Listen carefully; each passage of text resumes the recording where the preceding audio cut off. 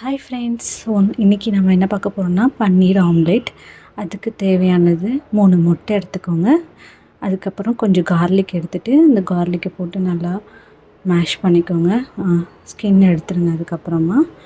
அப்புறமா கொஞ்சம் டர்மரிக் போட்டுட்டு chilli powder, Kashmiri powder and கொஞ்சம் சால்ட்டு போட்டுக்கோங்க.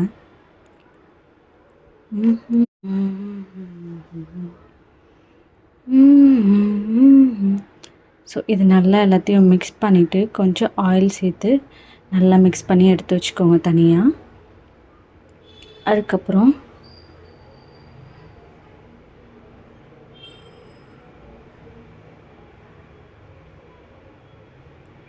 இப்போ இந்த பன்னீர் இருக்குங்களா, பன்னீரை